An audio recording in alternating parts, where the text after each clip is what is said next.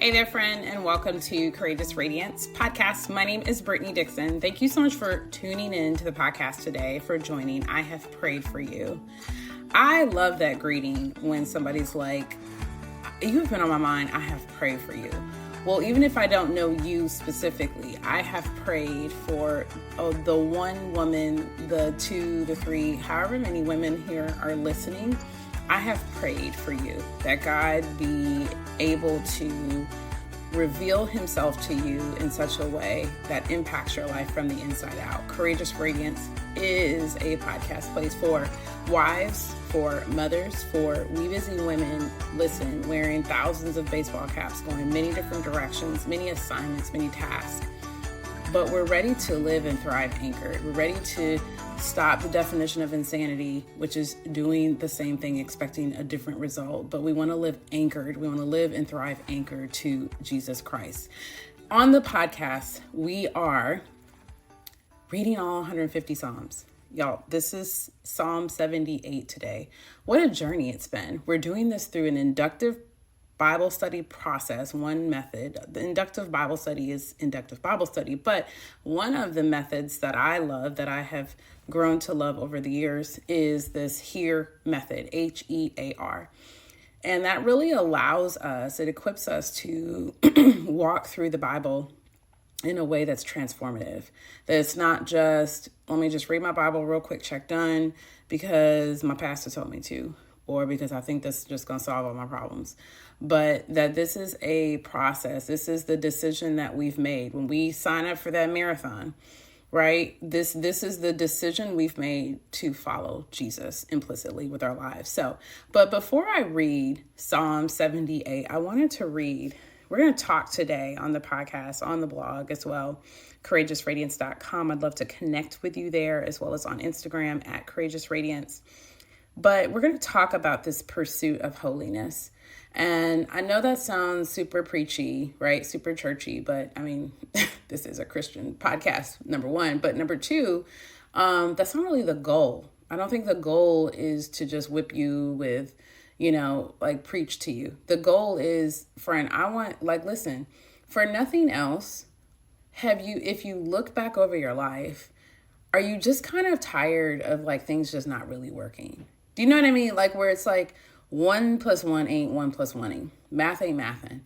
And between my own life experiences and just different women I've talked to, y'all, it's depleting trying to do things on your own. It's depleting trying to follow this rhythm because Pinterest said so, or because the algorithm on social media said so, or because this is what my friend's friend did and she got this and she succeeded. And why is it, just side note, that you can do the exact same formula as somebody else and not get the exact same results, right? I mean, kind of irritating. But this pursuit of holiness, though, a 1000% guarantee, not necessarily that your life is going to change today, that marriage is going to be resurrected, that relationship with whoever in your life that's troubled, that it's just going to poof and be gone. That's not what Jesus ever promises. And I'm so sorry if anybody has ever preached that to you. If that's what you thought, I am so, so very sorry.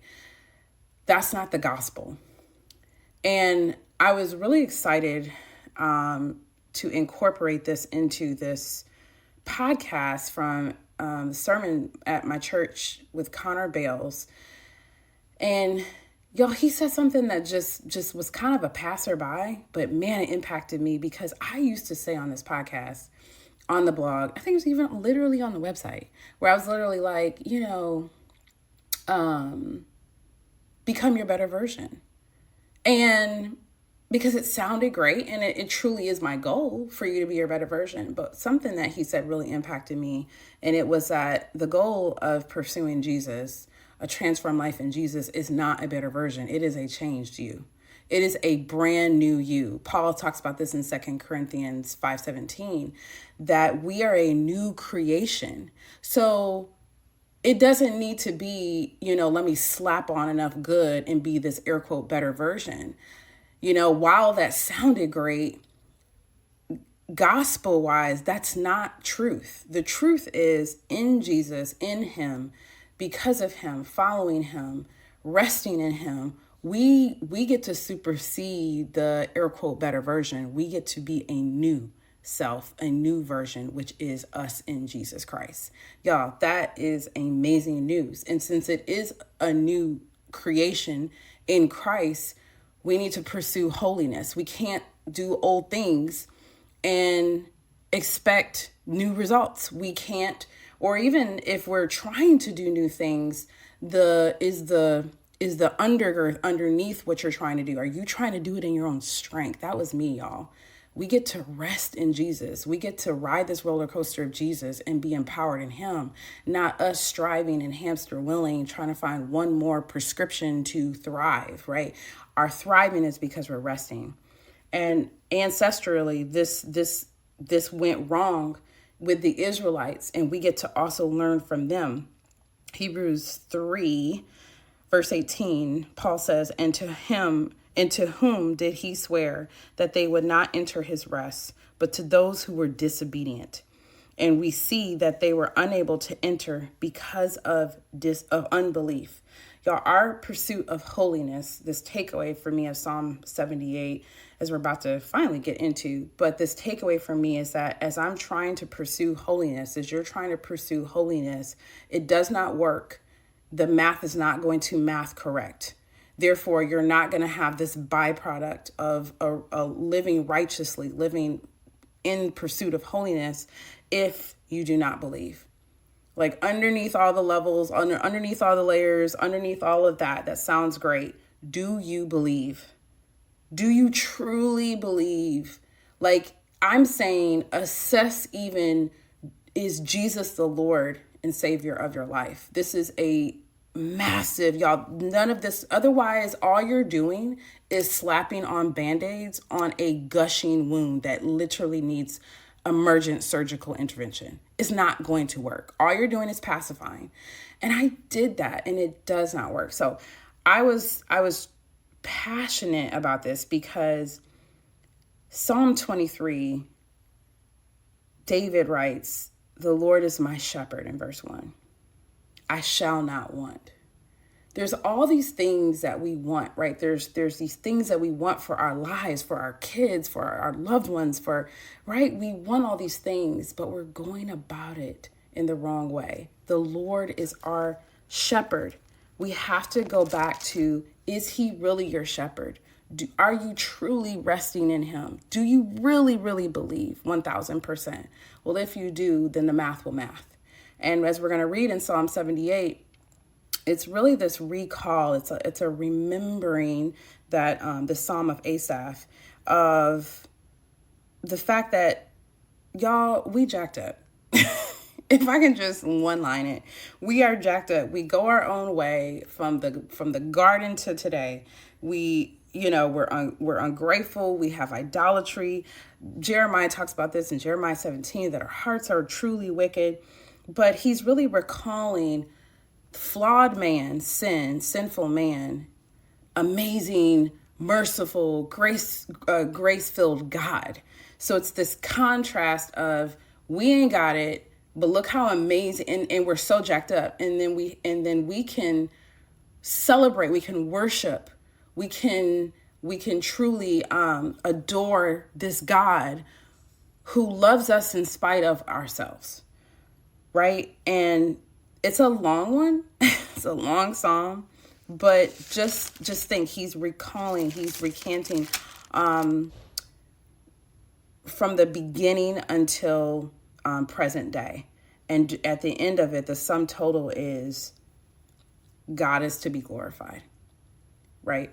And he's such a God of mercy, such a God of grace. ESV translation, Psalm 78. Give ear, O my people, to my teaching. Incline your ears to the words of my mouth. I will open my mouth in a parable. I will utter dark sayings from of old, things that we have heard and known, that our fathers have told us. We will not hide them from our children, but tell to the coming generation the glorious deeds of the Lord and his might and the wonders that he has done. He established a testimony in Jacob and appointed a law in Israel, which he commanded our fathers to teach to our children, that the next generation might know them, the children yet unborn, and arise and tell them to their children, so that they should set their hope in God, and not forget the works of God, but keep his commandments, and that they not be like their fathers, a stubborn and rebellious generation, a generation whose heart was not steadfast, whose spirit was not faithful to God. The Ephraimites, armed with the bow, turned back on the day of battle. They did not keep God's covenant, but refused to walk according to his law. They forgot his works and the wonders that he had shown them. In the sight of their fathers, he performed wonders in the land of Egypt, in the fields of Zoan. He divided the sea and let them pass through it, and made the waters stand like a heap. In the daytime, he led them with a cloud, and all the night with a fiery light. He split rocks in the wilderness and gave them drink abundantly, as from the deep. He made streams come out of the rock and caused waters to flow down like rivers. Yet they sinned more against him, rebelling against the Most High in the desert. They tested God in their heart by demanding the food they craved. They spoke against God, saying, "Can God spread a table in the wilderness?" He struck the rocks so that water gushed out and streams overflowed. Can he also give bread or provide meat for his people? Therefore, when the Lord heard, he was full of wrath. A fire was kindled against Jacob. His anger rose against Israel, because they did not believe in God and did not trust his saving power. Yet he commanded the skies above and opened the doors of heaven, and he rained down on them manna to eat and gave them the grain of heaven. Man ate of the bread, the angels. He sent them in food in abundance. He caused the east wind to blow in the heavens, and by his power he led out the south wind. He rained meat on them like dust, winged birds like the sand of the seas. He let them fall in the midst of their camp, all around their dwellings. And they ate and were well filled. For he gave them what they craved. But before they were satisfied, their craving, while the food was still in their mouths, the anger of God rose against them, and he killed the strongest of them, and laid low the young men of Israel. In spite of all this, they still sinned. Despite his wonders, they did not believe. So he made their days vanish like a breath, and their years in terror. When he killed them, they sought him. They repented and sought God earnestly. They remembered that God was their rock, the Most High God of their Redeemer. But they flattered him with their mouths. They lied to him with their tongues. Their heart was not steadfast toward him. They were not faithful to his covenant. Yet he, being compassionate, atoned for their iniquity and did not destroy them. He restrained his anger often and did not stir up all his wrath. He remembered that they were but flesh, a wind that passes and comes not again. How often they rebelled against him in the wilderness and grieved him in the desert. They tested God again and again and provoked the Holy One of Israel. They did not remember his power or the day they redeemed them from the foe. When he performed his signs in Egypt and his marvels in the fields of Zoan, he turned their rivers to blood so that they could not drink their streams. He sent among them swarms of flies, which devoured them, and frogs, which destroyed them. He gave their crops to the destroying locusts, and their fruit of the labor to the locusts. He destroyed their vines with the hail, and their sycamores with frost. He gave over their cattle to the hail, and their flocks to thunderbolts. He let loose on them his burning anger, wrath, indignation, and distress, a company of destroying angels. He made a path for his anger. He did not spare them from death, but gave their lives over to the plague. He struck down every firstborn in Egypt, the first fruits of their strength in the tents of Ham. Then he led out his people like sheep and guided them in the wilderness like a flock. He led them in safety so that they were not afraid. But the sea overwhelmed their enemies, and he brought them to his holy land, to the mountain which his right hand had won. He drove out nations before them. He apportioned them for a possession and settled the tribes of Israel in their tents. Yet they tested and rebelled against the Most High God and did not keep his testimonies, but turned away and acted treacherously like their fathers. They twisted like a deceitful bow. They provoked him to anger. With their high places, they moved him to jealousy with their idols. When God heard, he was full of wrath. He utterly rejected Israel. He forsake his dwelling at Shiloh, the tent where he dwelt among mankind, and delivered his power to captivity, his glory to the hand of the foe. He gave his people over to the sword and vented his wrath on his heritage. Fire devoured their young men, and their young women had no marriage song. Their priests fell by the sword, and their widows made no lamentation. When the Lord awoke as from sleep, like a strong man shouting because of wine, and put his adversaries to rout, he put them to everlasting shame. He rejected the tent of Joseph. He did not choose the tribe of Ephraim, but he chose the tribe of Judah, Mount Zion, which he loves. He built his sanctuary like the high heavens, like the earth which he has founded forever. He chose David his servant and took him from the sheepfolds. From following the nursing ewes, he brought him to shepherd Jacob his people, Israel his inheritance. With upright heart he shepherded them and guided them with his skillful hand. My God. My takeaway. Like, initially I was just like judging them. Every time I read about the Israelites, and I'm like, Brittany, this is you. This is not a moment to point a finger and not to find me in this.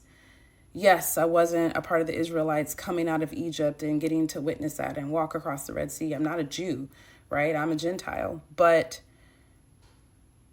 the principle for me was my faithlessness. How easily I turn away from God because life gets hard, or the circumstances don't add up, or the person doesn't change, the marriage doesn't change, the child doesn't get better, the job doesn't happen, the finances don't happen.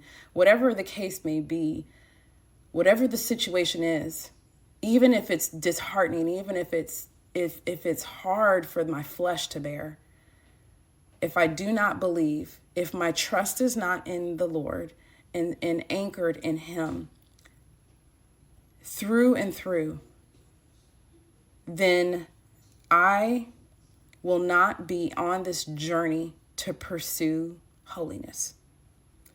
So it was a moment for me to assess holy habits, holy rhythms, not just so I can have the prescription of them or to post about them or to even disciple another woman through it, but so that Jesus is made Lord in and through me, in and through my life. You know, when I think of my life verse, which is Mark 8:34-35, Jesus it makes it very clear that there has to be self-death. And this is metaphorically, there has to be self-denial. There has to be this taking up of the cost of the cross. My own personal cross is different than yours, which is different than the next person's. But at the end of it, we come together and we follow him. In the essence of following Jesus is the pursuit of holiness, if we believe.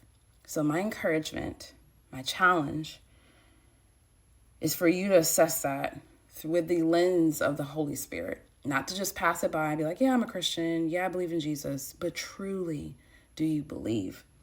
As we just read in Hebrews, because we will not mathing. We will not enter his rest. We will not thrive. And not that it's even about us, y'all. Like, truly, Jesus cannot be made Lord in and through us if we are not truly assessing what we believe. So while this was challenging, I pray that it is encouraging. I pray that it's inspiring to say, wow, Jesus, you're not even asking me to get it all together or to come to you completely patched up. You're asking me to just come. You're asking me to accept your invitation. You're asking me to believe and to follow you. It's literally that simple. I know it seems like there should be one more step, one more thing that we need to do. But y'all, reading through the New Testament, the Gospels, the Synoptic Gospels, especially in John, it's clear. Jesus' invitation is always to rest and to believe and to rest and follow him. So I pray this and really encourages you for your day today, and I will see you here again for Psalm 79.